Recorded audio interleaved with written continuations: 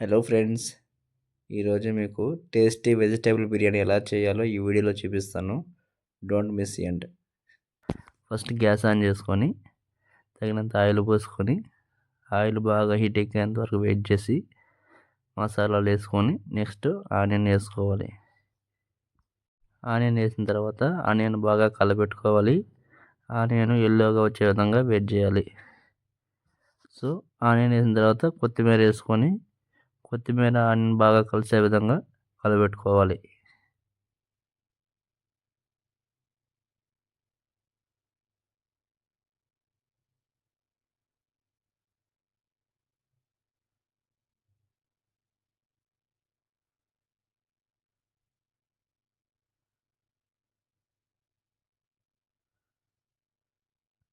తర్వాత మనం కట్ చేసి పెట్టిన టమోటాలు వేసుకోవాలి. నెక్స్ట్ మనం వీడియోలో చూపించిన వెజిటేబుల్స్ అన్నీ వేసుకోవాలి. అన్ని వెజిటేబుల్స్ వేసుకొని బాగా కలబెట్టుకోవాలి.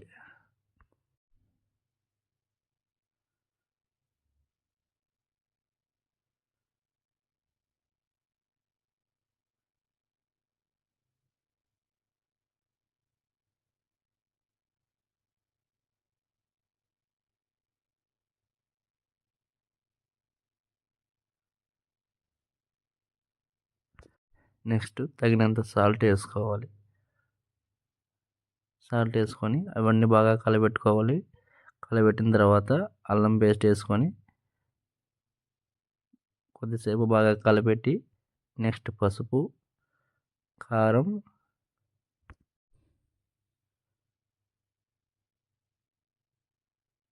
ధనియాల పొడి, గరం మసాలా వేసుకొని బాగా కలబెట్టుకోవాలి. మనం ఎంత బాగా కలబెట్టుకుంటే అన్నిటికీ అంత బాగా పడుతుంది. నెక్స్ట్ పచ్చి బఠానీలు వేసుకోవాలి. పచ్చి బఠానీలు వేసుకుంటే బిర్యానీ టేస్ట్ అనేది బాగుంటుంది.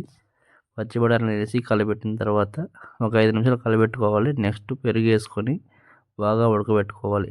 పెరుగు వేసిన తర్వాత మనం సిమ్లో పెట్టి ఉడకబెట్టుకోవాలి. సిమ్లో పెట్టి ఉడకబెడితే మన కింద అనేది మాడుకుంటూ ఉంటుంది. అన్నీ ఒక్కొక్క వెజిటేబుల్లో ఉండే ఫ్లేవర్ అన్నిటికీ పడతాయి. అప్పుడు బిర్యానీ టేస్ట్ అనేది వేరే లెవెల్లో ఉంటుంది. మీరు కంపల్సరీగా ఇదే ప్రాసెస్లో ట్రై చేయండి. బిర్యానీ అనేది వేరే లెవెల్లో వస్తుంది. మీరే చెప్తారు బిర్యానీ సూపర్గా వచ్చింది అనేసి.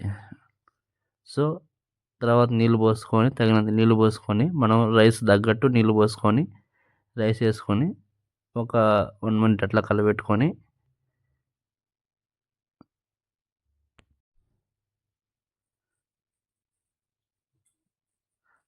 నెక్స్ట్ మూత వేసుకోవాలి. సో మూత వేసుకున్న తర్వాత విజిల్ పెట్టేసుకొని ఒక 5 మినిట్స్ హై ఫ్లేమ్లో పెట్టుకొని నెక్స్ట్ విజిల్ వచ్చిన తర్వాత బిర్యానీ ఓపెన్ చేసుకుంటే గుమగుమలాడే టేస్టీ వెజిటేబుల్ బిర్యానీ రెడీ అయిపోయింది. సో నెక్స్ట్ మనం సర్వ్ చేసుకోవచ్చు. మీకు వీలైతే మీకు నచ్చితే ఆ వెజిటేబుల్ బిర్యానీలో లైట్గా లెమన్ వేసుకుంటే సూపర్గా ఉంటుంది. లెమన్ విత్ పెరుగు చట్నీ. సో మీకు ఈ వీడియో నచ్చితే please I kindly request subscribe bell icon for more videos.